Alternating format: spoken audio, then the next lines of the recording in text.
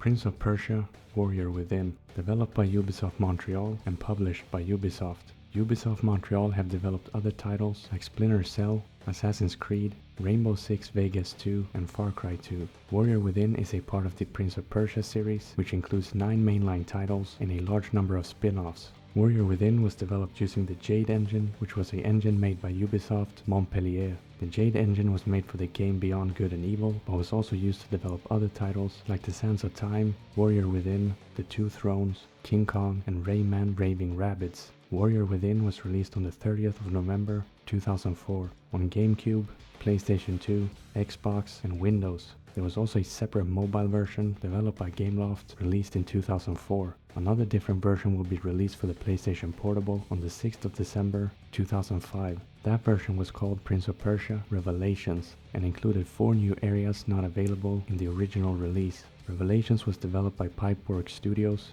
A remastered version of the original was included in the Trilogy HD collection for the PlayStation 3, and that was released on the 19th of November 2010. The last release was for iOS on the 3rd of June 2010, first for the iPhone and then 6 months later for the iPad. Those versions were also handled by Gameloft. According to Ubisoft, Warrior Within sold 1.8 million copies in the first 2 weeks. The game also received a Gold Sales Award by the UK, which is given at 200,000 copies sold in the United Kingdom. These were the best-selling titles of 2004. Warrior Within received a M rating by the ESRB for blood and gore, intense violence, and sexual themes. This was in stark contrast to the previous title, Sands of Time, which received a teen rating. For this review, I used the Steam version, which is version 1.0.0.188.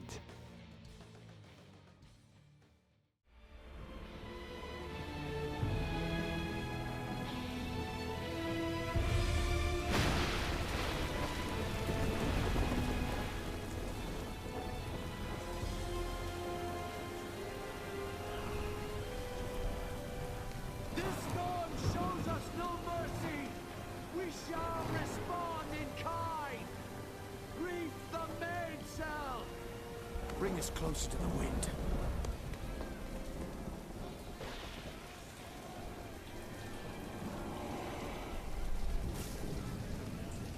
My name is Jeff.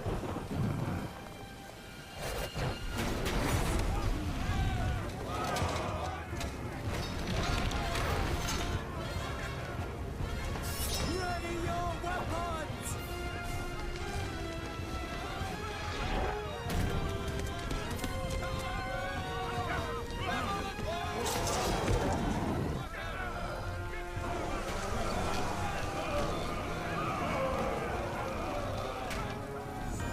Pizza time.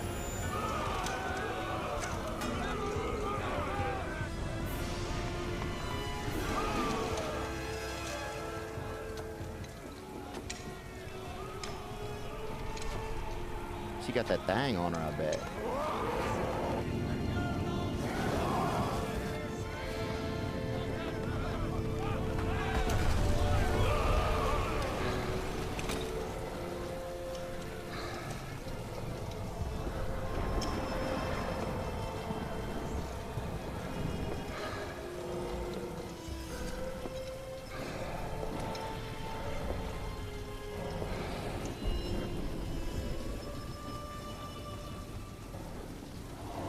Kill him. Warrior Within is set after the Sands of Time and is a direct continuation of that game. One relevant plot point from the previous title is that the prince opens something called the Sands of Time, and because of that, he's being chased by a creature called the Dahaka. The Dahaka needs to kill the prince in order to restore the timeline. A second relevant plot point is that the prince has an amulet on his chest from the disturbed timeline. The prince has to travel to the Island of Time, which is where the Sands of Time were created by the Empress of Time. Here, he needs to go back in time and prevent the Sands of Time from being created. By doing that, he frees himself from the Dahaka and changes his fate. In the opening sequence, the ship that the prince is traveling on is attacked by Shadi, a servant of the Empress of Time. In the battle, the prince is knocked unconscious and thrown overboard. The Island of Time. The place where the sands were created. The place from which the Maharaja stole the hourglass. And what if I could reach this island? The They say the Maharaja found portals there, where one could pass backwards through time. Back through time. To the birthplace of the Sands. Something terrible happened when our army traveled to the Maharaja's palace. You found the sands of time. Worse. I opened them. Whosoever shall open the sands must die. I was forced to kill those I fought beside. Those I had loved. But now an unstoppable beast chases you. For the first time in my life, I am afraid. And you will die. I used the sands themselves to reverse time, making it as if the hourglass was never opened. The beast, the Dahaka, is the guardian of the timeline. You were supposed to die, so it will catch you and see to it that you meet your fate. It is better to try than to wait here for death. Madness. Even if you manage to reach the island, you'll still have to face the Empress of Time. I will travel back in time and prevent the sands from ever being made. If there are no sands, the Dahaka will have no quarrel with me. Go then, my prince. But know this. Your journey will not end well. You cannot change your fate. No man can. After washing ashore on the island of time, the prince follows Shadi's nuts through a time portal to the past. In the past, he continues to pursue her until he comes across two new characters, the Sand Wraith and Kylina. Shadi and Kylina are fighting each other. The prince interferes and kills Shadi.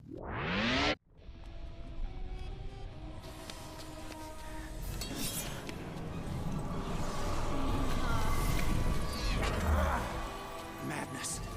What magic is this?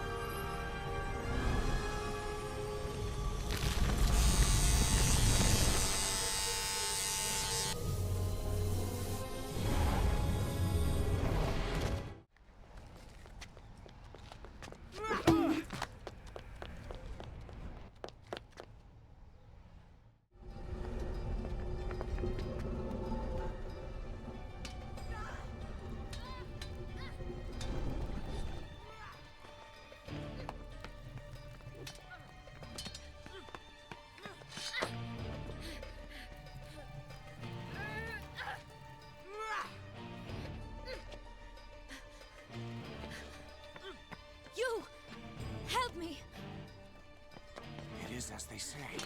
The enemy of my enemy is my friend. Leave her alone! You and I have unfinished business.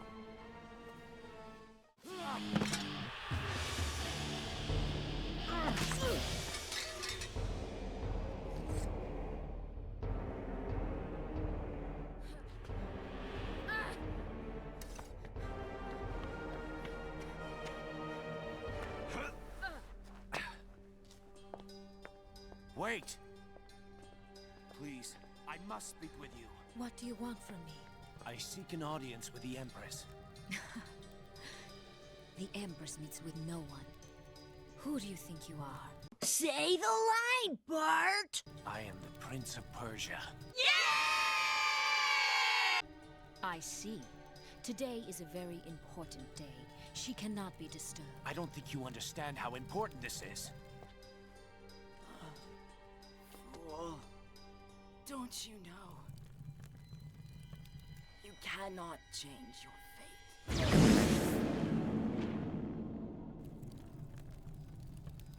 You cannot change your fate. Was she speaking to me? How could she know my mission?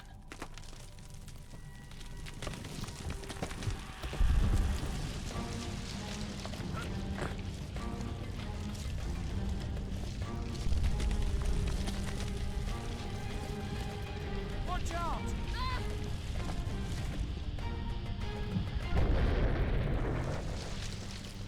Stay there! I will find my way to you! No, Prince. Leave this place and never return. The Empress has no love for the world of men. She will kill you if she learns of your presence. Following this, the prince has his first encounter with the Dahaka and a second encounter with the Sand Wraith. He then makes his way into the Hourglass Chamber and finds Kylina there. The Dahaka, it has found me here.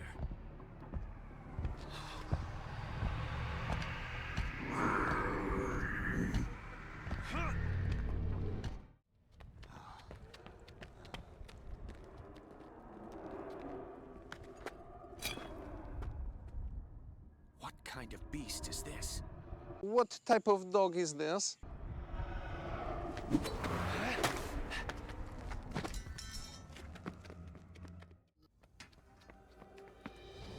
This is a dangerous place. You should not have come back. I don't have the luxury. I must see the Empress. Impossible. My mission. It is very urgent. I must see her. You don't understand. When the last grain falls from this hourglass, the Empress will create the sands of time. No business of yours could be more important than that. I have come to stop the Empress from creating the sands. Then yours is a fool's errand. The creation of the sands was foretold in the timeline. It cannot be stopped. I just saved your life. Twice. All I'm asking for is some information. Tell me where the sands will be created. In there. But the room has been sealed. You cannot enter. There must be a way. Ha! You'd have to undo the very fortifications of the castle. An impossible task. When a man is faced with his own death, he finds the impossible less of a barrier. Tell me how. Very well. The gate is controlled by an elaborate clockwork system located inside the mechanical tower. Even assuming you can reach the device and activate it, the machine still needs power. As water passes through the moat, the machine will receive power. But first, you'll have to fill the moat from the supply in the garden tower. Activate both towers, and the door will open. You'll need this. It's more than just a weapon. It also serves to activate a system of bridges which will grant you access to the other towers. It won't make a difference, though. The prince uses the sword given to him by Kylina to open the bridge system in the central hall. After that, he activates the first tower. Then he returns to the central hall to speak to Kylina.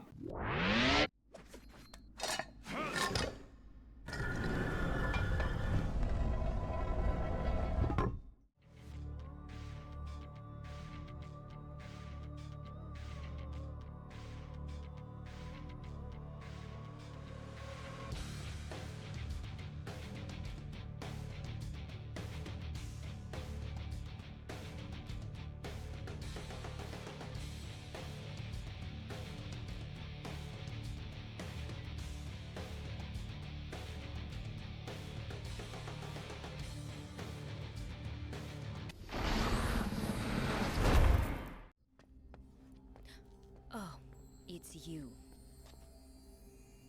You seem surprised to see me. Surprised only that you insist on prolonging the inevitable. Why did you help me? I don't know. I guess half because you remind me of the Empress, or who I wish she could be. What do you mean? Like you, she knows her own fate. She has seen it in the timeline. But where you fight it, she has submitted. She accepts it. They say knowledge is power, but I say it is a poison. Knowing the date and manner of her own death torments her. The closer it draws, the greater her pain. And you wish she would fight her fate like me? Maybe it would give her something to live for. You said that was only half the reason. What's the other half? I have known my whole life that what is written in the timeline cannot be changed. Yet something inside me wants you to succeed. And do you think I will? No, but I admire you for trying. After speaking to Kylina, the prince makes his way to the second tower. On the way, he has another encounter with the Sand Wraith. He then activates the second tower, opening the door to the throne room. While making his way towards the throne room, he sees the Dahaka killing the Sand Wraith in the central hall. After this, he enters the throne room with Kylina, where she reveals that she's the Empress of Time. They start to fight, and the prince kills Kylina, but not before she breaks his sword.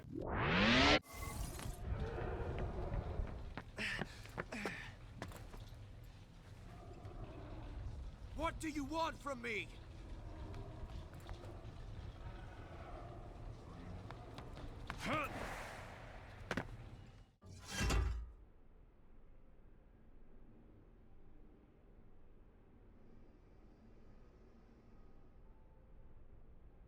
I fear my time runs short. While I rush about activating towers, no doubt the Empress is busy creating the sands. The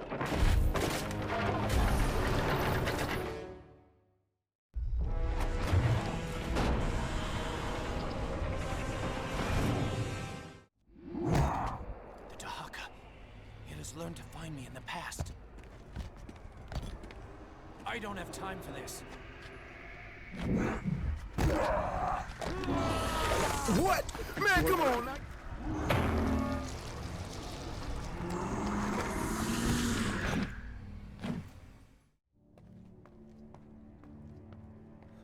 Where is the Empress? Where are the sands?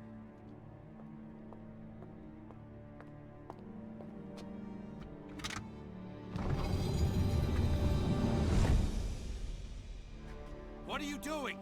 You've trapped us in here! I am sorry, Prince, but only one of us can cheat fate today.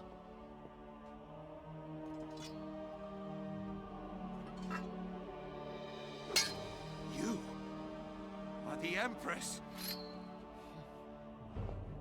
I told you to leave, and yet you kept coming back. I began to wonder. If you could change your fate, perhaps I could change mine. I had hoped the Dahaka would kill you. I had hoped Shadi would keep you from the island, or the towers would finish you off. I even cursed the sword I gave you. And yet you did not die!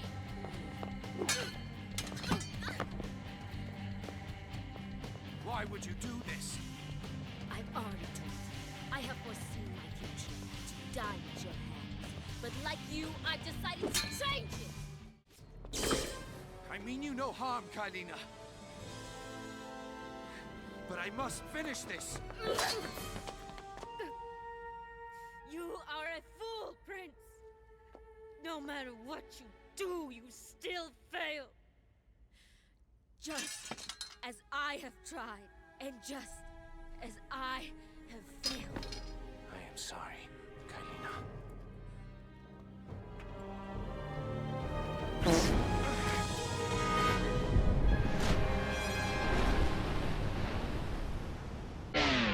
With Kylina dead, the prince considers his mission to be complete. He returns to the present and prepares to leave the island of time, but his good friend won't let him leave without saying goodbye first.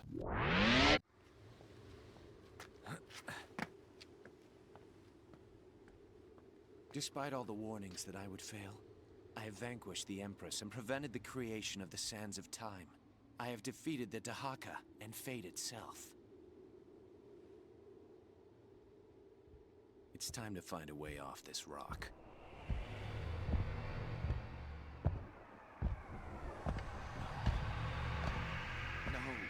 No! Hello, motherfucker.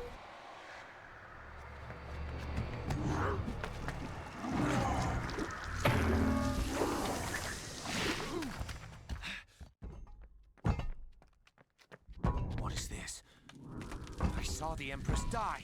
She never created the sands. There should be no Dahaka.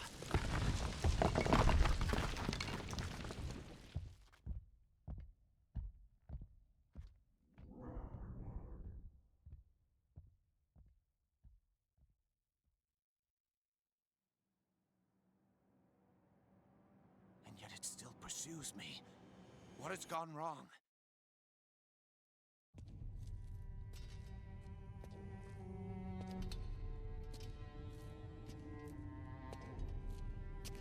I am the architect of my own destruction.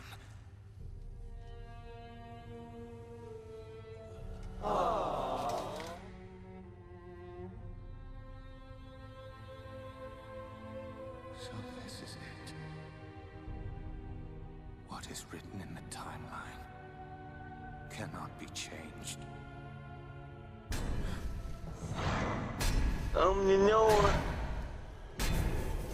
Come for me then.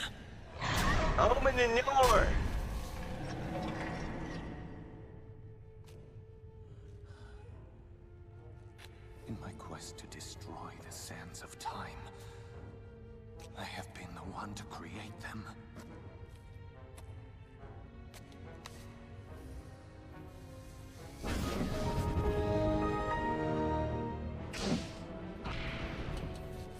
Let all who read this know the courage and valor of those who fought and fell for the Maharaja. We sought the power of the sands of time. Most found only death, myself among them.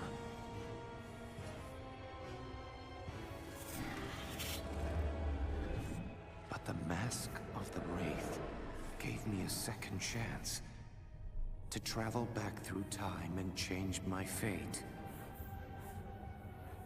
This mural shows the impossible. But the Mask of the Wraith gave me a second chance. There may still be hope. You had your chance to take me. You won't get another. The prince makes his way through the catacombs back to the throne room. He finds a new sword along the way, replacing the one broken by Kylina. Inside the throne room, he finds a hidden passage.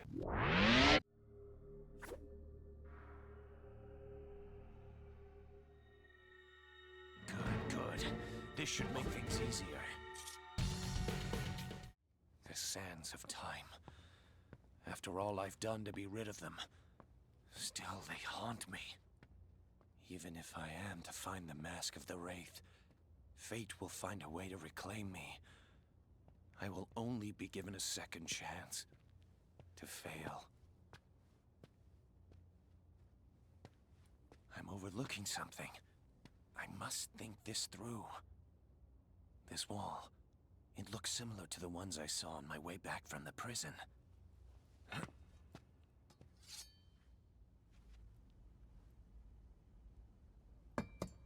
It worked earlier.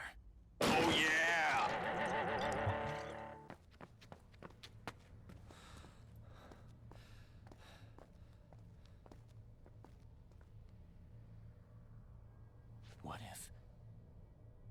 What if Kylina didn't die in the past, but in the present? The sands would be created, but the Maharaja would fail to find them. They'd never be brought to his palace, and I would never release them. The Dahaka will have no business with me. My goal is clear then. Use the mask to force Kylina into the present where I can kill her. It's simple. Or sounds simple. The new plan is to find the Wraith Mask and use it, in order to force Kylina into the present and then kill her again. The prince manages to find the Wraith Mask and puts it on. This turns him into the Sand Wraith.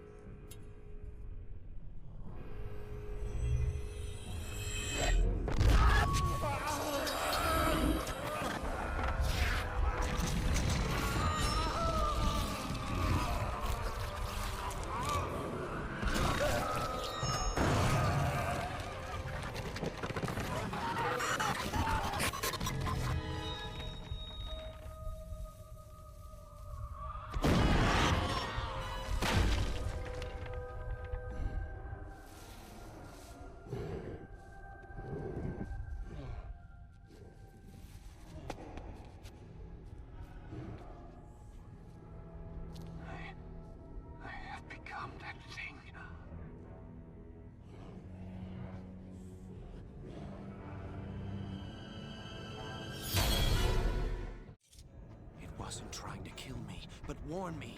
Warn me of Kylina's betrayal, of my own role in creating the sands.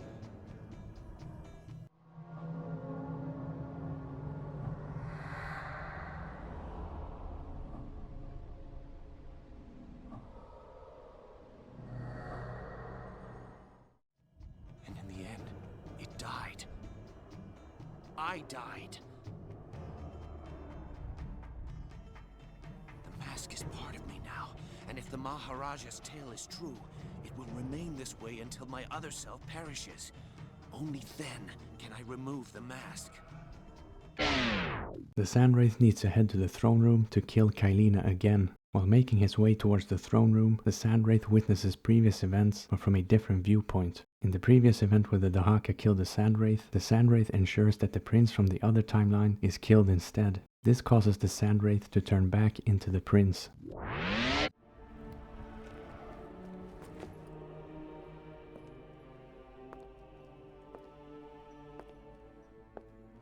Too soon.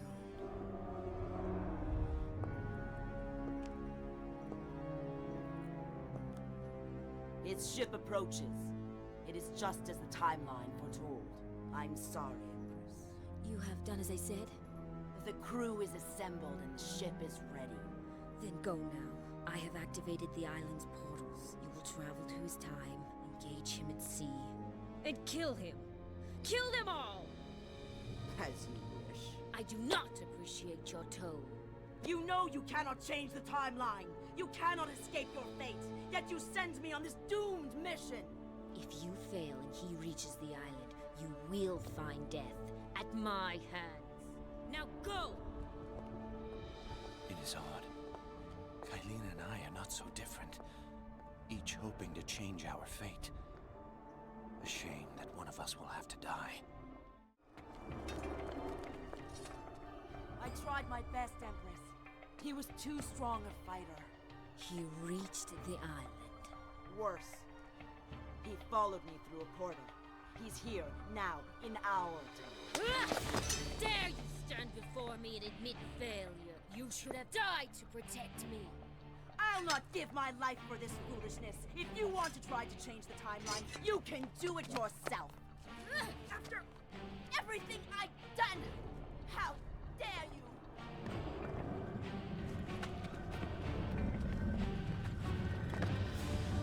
I already know how this ends.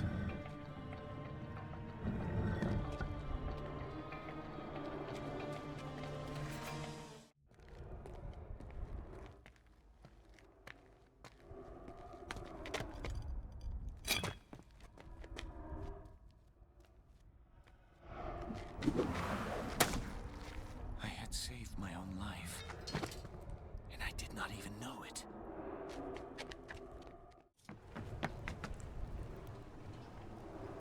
What do you want from me? My other self still works to activate the towers. There's ample time to return to the throne room and await the opening of the door.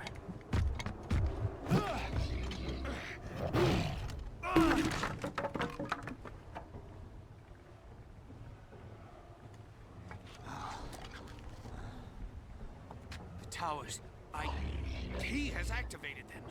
Am I too late? I have come too far to fail. Tell me I'm not too late. All is happening as before. No, I must not let him pass.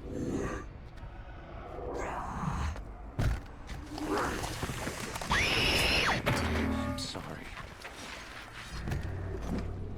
The mask, it's loose.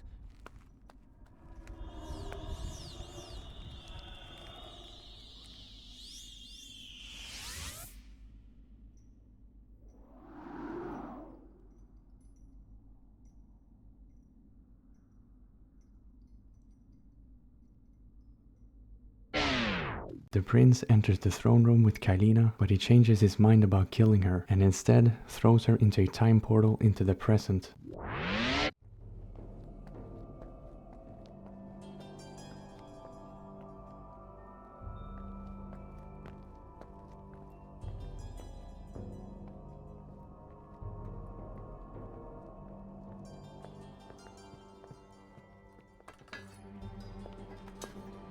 It doesn't have to end this way.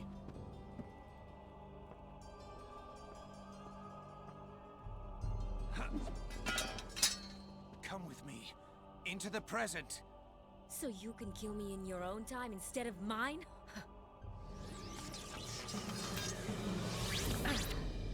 sorry, Prince, but only one of us can cheat fate today.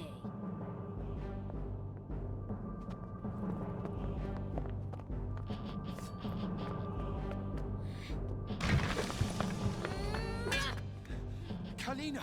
Empress! Listen! No! You listen! The timeline has said you will kill me, but I will change the timeline! Ah!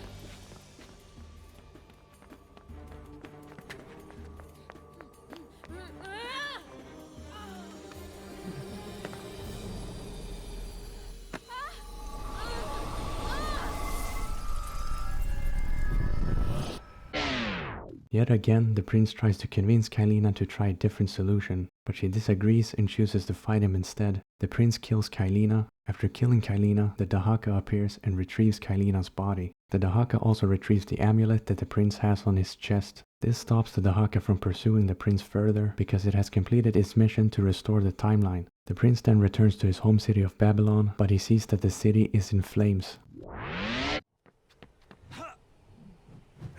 I know what you've seen, what you think you've seen in the timeline. Then you know I have no choice. There is always a choice, Kylina. Then I choose to live, and for you to die. Don't you see? We can change our fate. This isn't what happened the first time we fought. The first time? That's what I've been trying to tell you. If you just let me explain. No more words, Prince. If you've only things to say and nothing to show, then let us finish this. I'm sorry. I will kill you! I do not want to hurt you, Kylina, but I cannot allow that to happen.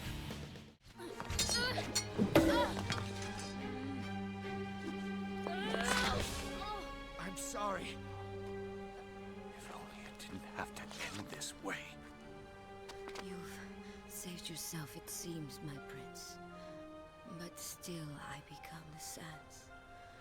There will be others like the Maharaja, braggarts and fools who will quest for the sands and find them. My vengeance will be unleashed once more on your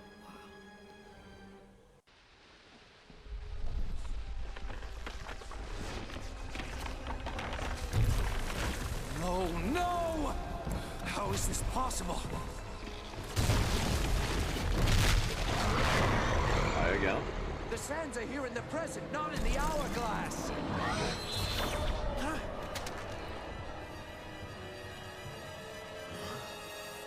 It is the sands that should no longer exist in the timeline. The Dahaka is doing its job. Not only have I saved myself, I have eliminated the sands of time. What? What do you want?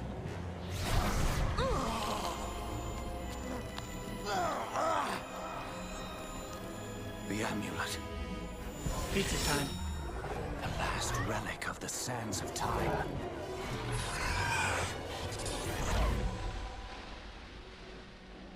Can it be? I have changed my fate.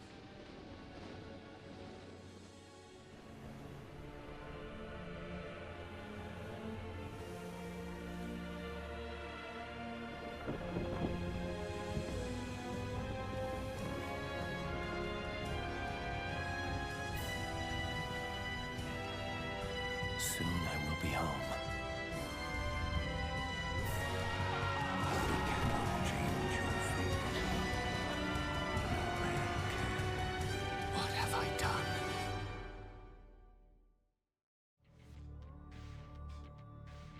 I'd say that in general, the story is pretty simplistic. The plot itself is not that deep, and the characters are very basic. You only have 5 characters in the story: the prince and his sand wraith form, the Dahaka, Shadi, Kylina, and the old man. Only the prince and Kylina are somewhat fleshed out. The other 3 characters are not. The only thing that you learn about the Dahaka is that it has to kill the prince in order to restore the timeline, and that it is afraid of water. The old man only appeared in one cutscene in the beginning, and some of his dialogue is included in the final cutscene. The only things you can tell about him is that he seems to be blind and foreshadowing. Shadi's backstory is never explained, which means that you don't know her motives. The only thing that you know is that she's a servant of Kailina, but because she died so early in the game and only appeared in 2 cutscenes after her death, you can't really tell much about her character. The prince as a character is also pretty flat. His dialogue doesn't provide much in regards to his personality, it's mostly just exposition. His motives also seem really weird. For whatever reason, he's very persistent in trying to save Kailina, and I don't understand why.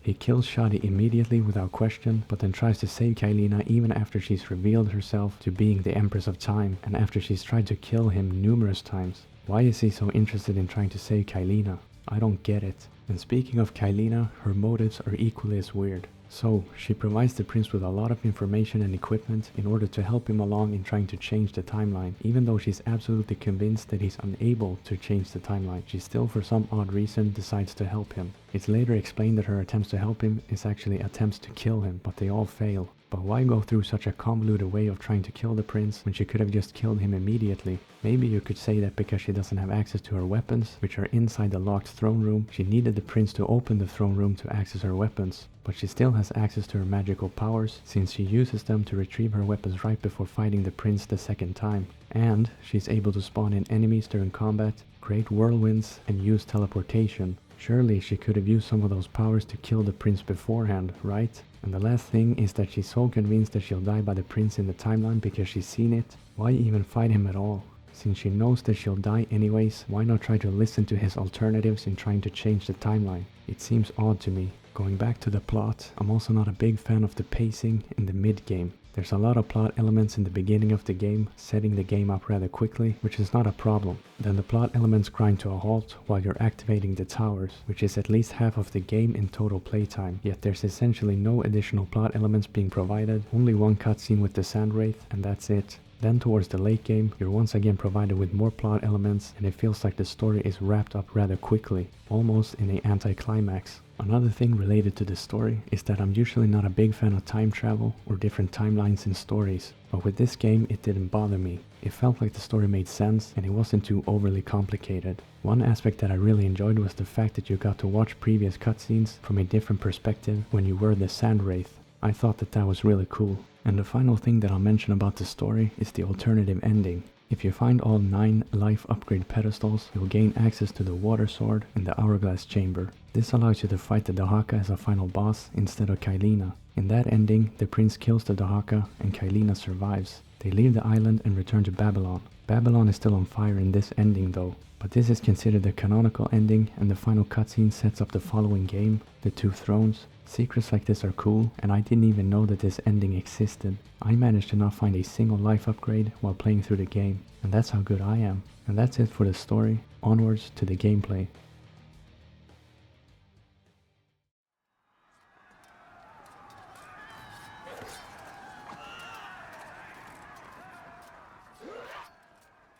The gameplay in Warrior Within is really strong. By far the best aspect of the game. The general gameplay loop consists of puzzles, combat, and parkour, and these loops will often blend into each other as well, like combat or parkour sections that have to be handled like puzzles. The puzzles are often relatively simple, but still satisfying to complete. You'll do things like pushing items onto pressure plates to hold open doors, or rotate cranks into specific positions in order to progress. There's also a simple puzzle before each time portal, which involves pushing 4 buttons in a specific order to activate the portal. The parkour sections that could be considered puzzles are usually timed events. The most obvious ones are the Dahaka chases, where you'll have to complete a small parkour section while being chased by the Dahaka. If you're too slow or screw up a jump, you'll usually die. There will often also be obstacles placed in your path that needs to be broken. Other timed events can be where a pressure plate needs to be pushed down and time be slowed down, so you have enough time to reach a certain area. The combat sections that could be considered puzzles are where you can use pressure plates to activate traps to kill enemies in the vicinity. Other sections are where you have to kill a specific exploding enemy near a breakable door or wall so that you can progress. Going back to the parkour sections, the mechanical tower is a really well designed and interesting parkour section. There's also some sections towards the late game like right before grabbing the Wraith Mask, where you'll be under pressure because they're timed. Certain platforms might fall down under your feet, so you constantly have to hurry and think on the fly. These sections are fantastic and very fun to play. Speaking of the Wraith Mask, when you become the Sand Wraith, the gameplay changes considerably. As the Sand Wraith, you lose health over time, but your sands keep recharging. This means that you essentially die in a single hit, but because you always have access to your powers, they negate that negative effect and you're actually really powerful. And this aspect of changing up the gameplay is also handled really well. There's one more section where your sword has been broken by Kylina, and then you don't do any damage with your sword, which forces you to either use grappling, steal your enemies' weapons, or run past the enemies. Another gameplay sequence that you can influence is when certain enemies block your path during a wall run. The normal approach would be to wall run and time your attack with your sword to hit the enemy when you meet them on the wall. But if you have a secondary weapon, you can instead throw that weapon towards your enemy and hit them with that, which will cause them to fall off the wall, and then you can wall run freely. In regards to the time powers, you have 6 sand tanks in total, but you only start with 3. You gain access to extra tanks while traveling through time portals while progressing through the game. The tank is drained while using a power, and you restore the tank by killing enemies or destroying items in the environment. The sand powers available are Recall, Eye of the Storm, Breath of Fate, Wind of Fate, Cyclone of Fate, and Ravages of Time. Just like with the sand tanks, you gain these time powers by traveling through time portals throughout the game. Other upgrades that you can acquire are the life upgrades that I mentioned in the story section. These are often well hidden secret areas that increase your maximum health. And like I mentioned before, if you find all 9 of them, you'll gain access to the water sword and the alternative ending. One annoying thing about the gameplay is the camera. There's 3 different camera modes: the standard third-person camera, the first-person camera, and the landscape camera. The landscape camera is pretty much useless and only used for cinematic shots. The first-person camera works well, and you have to use it at certain points in order to be able to see where to go. But the third-person camera, which is the one you use the most, can be quite annoying. The first problem is that the camera has collision, which means that if the camera hits a wall, it won't move past the wall. Normally in other games with a third-person camera, the camera will zoom in so that it doesn't clip through the wall, but still moves beyond it. But not in this game, which will cause the camera to quite often get stuck and you can't see where the hell you're going. The second problem is that sometimes there will be set camera angles while climbing specific objects. This is very annoying if you're walking across a balancing beam, because the directions that the prince moves is based on the camera and not his actual orientation. If you have the camera behind him, you can walk forwards pressing W, using A and D to balance left or right. But if the camera moves to his left hand side, all of a sudden you walk forwards pressing A and balancing left and right using S and W. I don't know if that makes any sense, but if you played the game, you probably know exactly what I mean. And when this happens, it will often throw your movement completely off. This is also a problem with the beams that you swing on. Certain camera angles will make it really difficult to get the prince to actually turn around on the beam. Sometimes you have to press multiple movement keys just for him to turn around.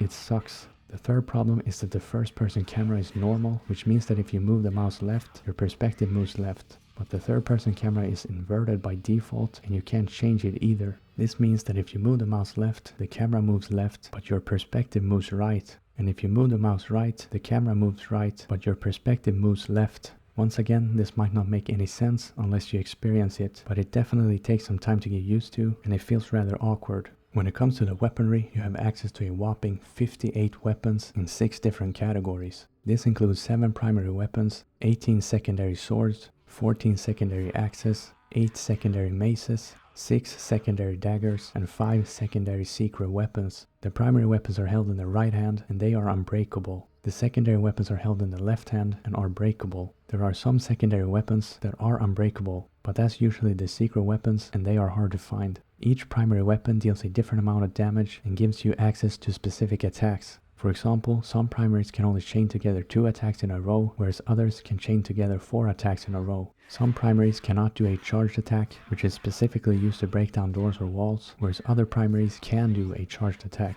Similar effects can be witnessed with the secondaries. They do a different amount of damage and they have different durabilities, meaning that some secondaries can be used to hit enemies fewer times before breaking in comparison to others. They also have different special effects. Some of these effects are the ability to kill in one hit, the ability to kill in one throw, the ability to knock enemies down on their back, the ability to heal the prince, or the ability to drain the health of the prince. And when it comes to the player's moveset, in regards to combat and acrobatics, it's very extensive. Using the combo list found in the menu, you can immediately see what I'm talking about. There's a lot of factors at play deciding which moves that you're able to use. For example, if you have one weapon equipped versus having two weapons equipped, the available moves completely change. This takes a lot of time to learn and a lot of trial and error. In the beginning of the game I sucked and mostly just button mashed, but towards the end of the game I could strategize the combat a lot better, thinking about which moves to use against which types of enemies. Some annoyances with the combat is that some of the environments can be rather tight. If you're not fighting against the camera, you could be fighting against the moveset itself. I would sometimes try to vault over enemies only to hit a nearby wall and then get flung off the wall and perhaps fall off the platform to my death. There's also auto-targeting, which means that the prince will face and attack the enemy closest to him. This can also be quite annoying if you want to target enemies further away from you. Another potential annoyance is the fact that the combat is animation based. This can cause a certain level of stun locking. You as the player can use this to your advantage, but it could also be done to you, especially while fighting multiple enemies at once. And speaking of enemies, there's 18 different enemy types divided into 4 different categories. This includes 8 common enemies, 4 uncommon enemies, 1 mini-boss and 5 bosses. Each enemy type requires you to use specific attacks to counter. They use this to great effect to change up the moves that you use during combat. In one section they have you fighting a Crowmaster and a Shadow at the same time. This is great because the Crowmaster needs to be jump attacked, whereas the Shadow is impossible to jump attack. Other enemies like the Blade Dancer can't be jump attacked nor struck consistently with normal attacks. So you'll be required to use grappling instead, but in order to use grappling you need plenty of time or otherwise you're guaranteed to be hit. Therefore you have to strategize which enemies to take out first and what moves to use to take out those specific enemies. The same strategy applies to defensive moves. Some weaker attacks can be blocked, whereas other stronger attacks requires you to roll out of the way. This often depends on the enemy and which attack that they use, but once again they force you to change up your defensive playstyle. The boss battles are pretty fun, some of them are really easy and some of them are quite difficult. Once you learn the attack pattern of bosses like Shadi, Thrall and the first battle against Kylina, they can be pretty easy to beat. Other bosses like the Griffin is much more difficult. I guess if you use the Eye of the Storm ability to slow down time, that battle can be a lot easier. But if you raw dog it, it's much more difficult but also a lot more fun. The Griffin is by far the best boss battle in my opinion. It's one of the few bosses with multiple stages that change the boss's behavior. Another gameplay mechanic is the collectibles. There's 50 collectibles in total. These collectibles are chests scattered throughout the map. If you hit the chest, the lid will break and a golden light will appear. Some of these chests are placed in obvious positions and some are well hidden. When you break open a chest, you'll unlock artwork that can be viewed from the main menu. Not super exciting, but hey, at least it's something. The final thing that I'll mention in regards to the gameplay is the saving system. Throughout the map, there will be fountains located here and there. If you walk up to a fountain, you can drink the water, which restores your health. You'll also be given the option to save your game. You can either overwrite your previous saves or save into a new slot. I don't know if there's a saving slot limit, but I saved into a continuous new slot and ended up with 53 separate saves by the end of the game. So you have plenty of options. If you die at any point, you'll be teleported back to the fountain. But there's also a hidden checkpoint system in the background. When you trigger certain story-related events, like perhaps certain cutscenes, you can also be teleported back to those cutscene triggers instead of the fountains. And that's it for the gameplay. Onwards to the visuals.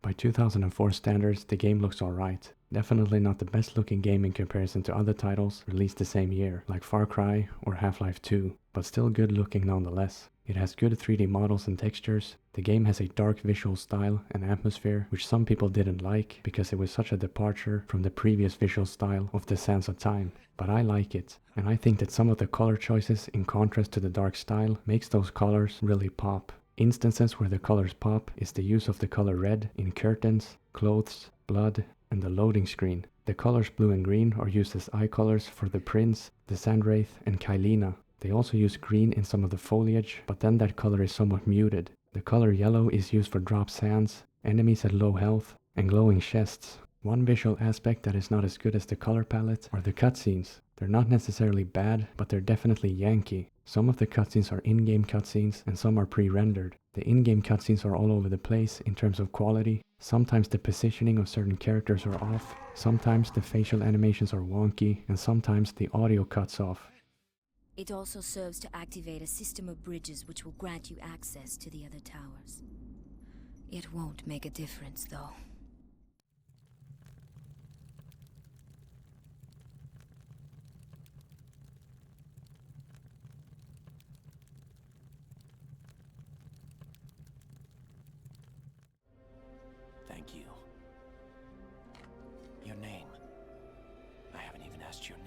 so? It's Kylina. You should go. The hourglass is more than half empty. Its ship approaches. It is just as the timeline foretold. I'm sorry, Empress. You have done as I said?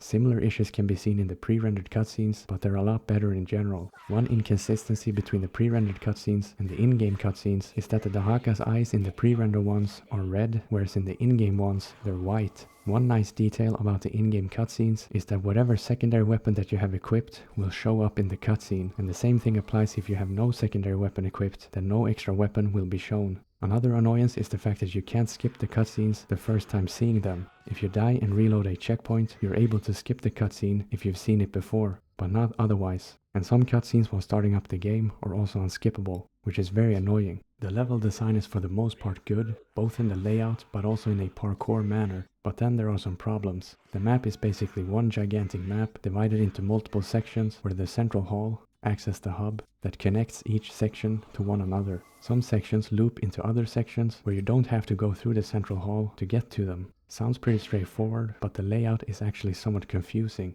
I often found myself getting lost and not knowing how or where to get from one section to another. The in-game map is atrocious. It only displays your marker against a 2D image and it states the name of whatever section you're in, but no actual layout to see where to go. Another problem is that you're often unable to tell what's climbable or not. Sometimes it's obvious, like with the red curtains or the beams, but other times you can't tell where to go. I died multiple times trying to figure out where to go and what I could climb on or not. Another aspect that I don't like is the amount of backtracking. On one end, it's fun backtracking through areas with weaker enemies when you have really strong equipment because it's a fun power trip, where you can mow down enemies often in a single hit. You also need to backtrack to some areas for specific collectibles. But I got really tired of the backtracking, especially after becoming the Sand Wraith and making your way back to the throne room for the millionth time. Just running through the same old areas that you've seen so many times before, it's not fun. The lighting when in the present is very muted and grey to complement the decaying dark visual style, but they break up that monotony by introducing a more warm and yellow lighting when you're in the past. When you're near some water sources, there will be a slight bluish tint added to the lighting.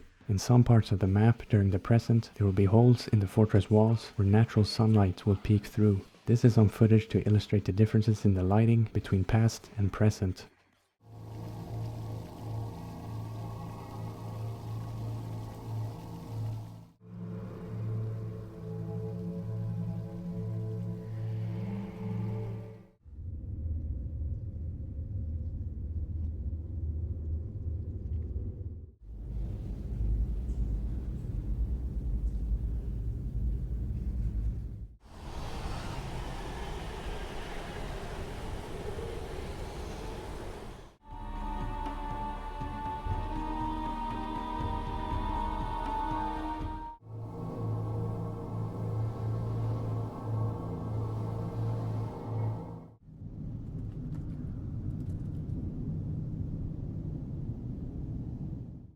The HUD only has 3 visual elements. The first one is displayed in the upper left corner and displays the player health, full sand tanks, empty sand tanks, locked sand tanks, the sand tank power meter, and if you have a secondary weapon equipped or not. The second element is the health bar of bosses during boss battles. The third element is text that appears during key gameplay moments, such as new objectives being added, tutorials, or artwork being unlocked. There's one more optional HUD element, and that is the subtitles. They can be turned on or off in the options menu. This is a simple white text with a black background. A nitpicky detail is that the in-game subtitles and the text in the menus have the black background angled correctly below and to the right, whereas the subtitles in the pre-rendered cutscenes only have the black background directly below the text. The UI in the menus is equally as good as the HUD, straightforward and no convoluted menu options. The only problem that I have is the keybinds, which you can't really blame on the UI, but whatever. Anyways, some moves are put into the same bracket as one another. For example, wall running and blocking is put into the same category but take 2 different keybinds. But when you put in 2 different keybinds, the keybinds becomes ambidextrous, which means that in my example, I could use both control and shift to either block or wall run. I don't understand why they can't just be separated. Maybe the control scheme was designed with the Xbox or PlayStation controller in mind, and therefore they just ported the same system onto the PC, but I have no idea why they did that. There's also different types of visual filters displayed on the screen. One example would be the flashing red filter while taking damage. Another would be the blur added while using the time powers. And a third one would be the yellow tint during the Dahaka chases. In terms of the environments, they're not super diverse, since the game takes place inside a fortress. But with that in mind, I still think that they managed to include a lot of different unique looking environments. You'll see anything from a beach, cliffs, catacombs, a prison, a library, caves, a garden, and so forth. The following footage illustrates some of the different environments that you'll encounter.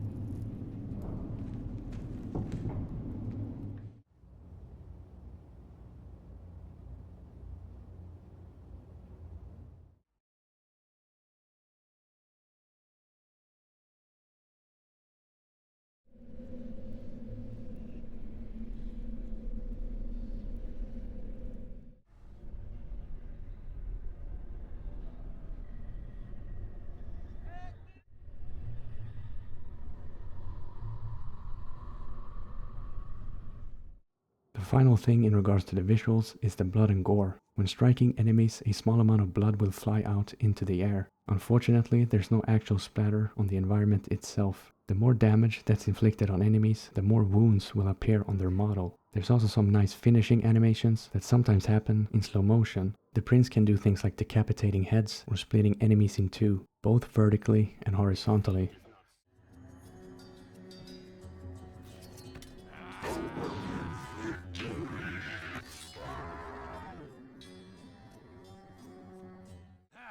I can smell your fear from here.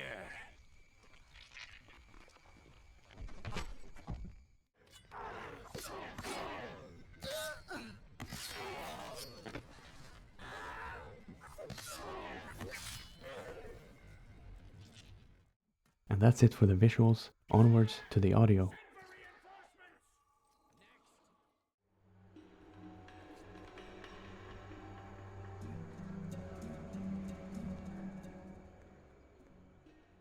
When it comes to the sound effects, there are some sound effects that are reused from the Sands of Time, but also new sound effects made specifically for Warrior Within. In general, I don't really have any complaints about the sound effects themselves. Everything sounds appropriate, from sliding stone doors, to grunts, to swords smacking together, to falling debris, etc. Pretty much everything sounds great. There's only one thing that I could complain about, and that is the mixing.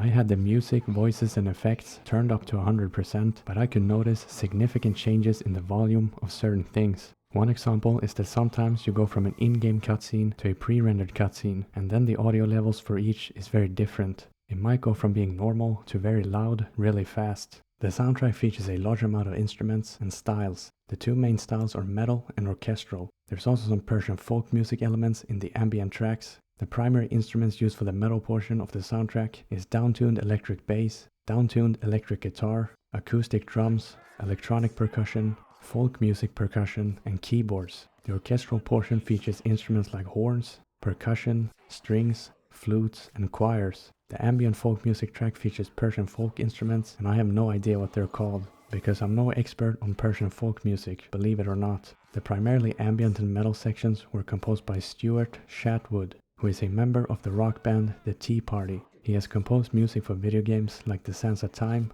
Warrior Within, The Two Thrones, and Darkest Dungeon 1 and 2. His music is mostly used during combat or while traveling throughout the fortress. There was also another composer for the soundtrack, and that's Inon Sur, and he has composed music for a large number of TV series, movies, and video games. The most notable video games would be the Fallout series, the Prince of Persia series, Crysis, and the Dragon Age series. Inon was responsible for the orchestral sections, which were primarily used for the cutscenes. The last portion of the soundtrack were 2 licensed tracks from the metal band Godsmack. The 2 songs were I Stand Alone and Straight Outta Line from the Faceless album. I Stand Alone is played during some of the Dahaka chases, but it's only the instrumental version. Straight Outta Line is played during the credits and is the normal album version. The following clips are highlights from the soundtrack. I can't play some of the songs because of copyright reasons.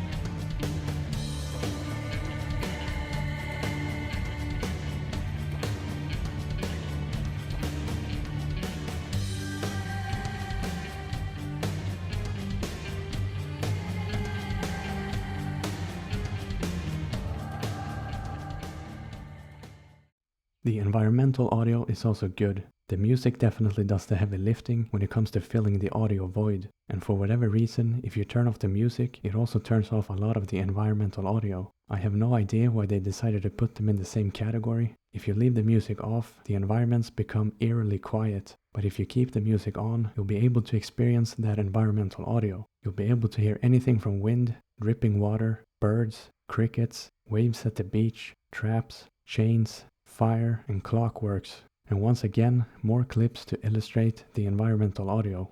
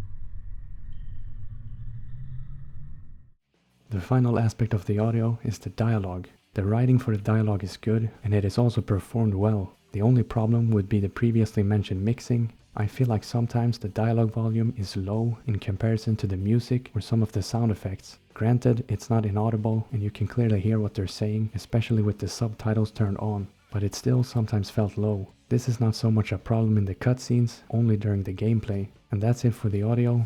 Onwards to the glitches.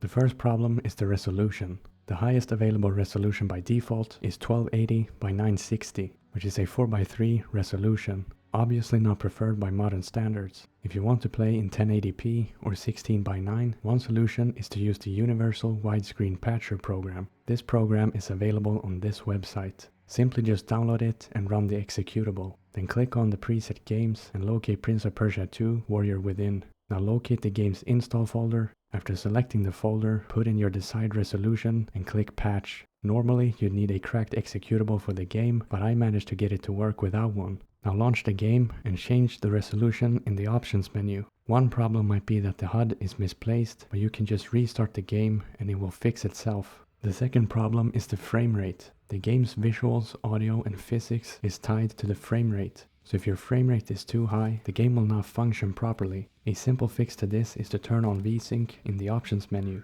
This will cap out the frame rate to the refresh rate of your monitor. For me, it was 75 FPS, which is a bit too high, but the game still ran well. Optimally, you'd want to be around 60 FPS or lower to ensure that the game runs properly. You could also either cap your monitor's refresh rate or the FPS output of your graphics card as other potential solutions. The third and final problem was a messed up time portal. I was in the past and stepped into a time portal to get to the present. I didn't even have to do the puzzle because the portal was already active. The present map loaded in without problem, but the game didn't register the new game state. Therefore, I was in the present map, but still in the past timeline. This caused some cutscene triggers to not work, and I couldn't progress anymore. Here's some footage to illustrate that.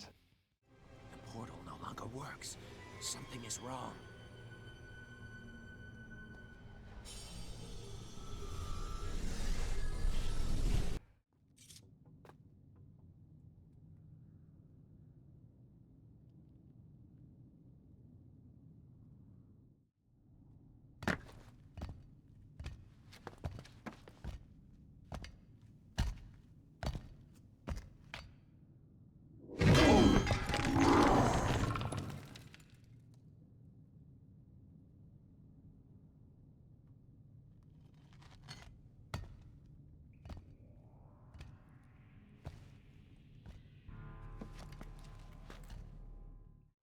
In order to try and solve this problem, I reloaded a save that I made right before entering the time portal. The save loaded without problem, but I spawned in as the Sand Wraith, and you're obviously not supposed to be the Sand Wraith that early in the game. I don't have any footage of that because I stopped recording before loading the save. But then I had to load an even earlier save and replay that section in order to fix the problem. Not a massive problem, just a minor inconvenience. That's it for the glitches. Onwards to the summary.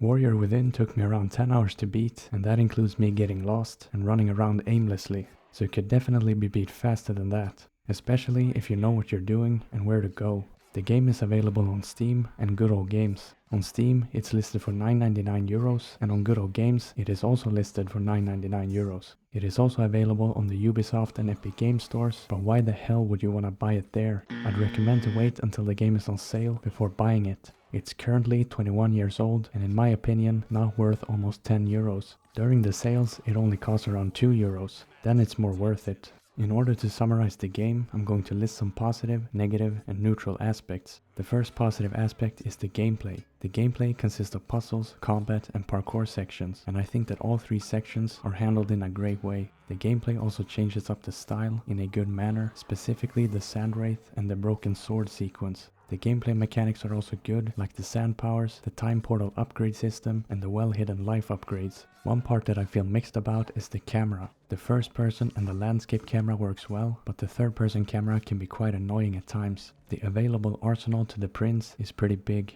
and it includes a large amount of both primary and secondary weapons. The same thing applies to the moveset, both during combat, but also the acrobatics. There are some minor annoyances regarding the combat, such as the tight environments, the auto-targeting, and the animation-based stun locking. There's great enemy variety that forces you to change your combat style depending on the enemy that you're facing. The collectibles are kinda dull, but I'm glad that they're included rather than not. And the last thing regarding the gameplay is that the saving system is also good. The first negative aspect is the glitches. The available by default low resolution and 4:3 aspect ratio is an annoying factor. It's relatively easy to fix and the game still looks good with a stretched image, but still something that I feel like the developers could easily patch in and fix, especially when it's so easy to release updates with modern gaming platforms. Another problem is the frame rate. You have to somehow cap the frame rate at 60 FPS or lower to have the game run properly. Yet again, not difficult to do, but still annoying, specifically for modern monitors with higher refresh rates. And the final problem is the bugged out game state between time portals, where the game doesn't properly register between past and present, causing you to perhaps spawn in as the Sand Wraith when you shouldn't. The first neutral aspect is the story. The story is not bad by any means, but it is just very basic. The plot is not that fleshed out, and neither are the characters. There's basically no backstory to most characters, and their motives are pretty questionable. I also don't like the story pacing in the mid-game while activating the towers, where you're given almost no plot elements whatsoever.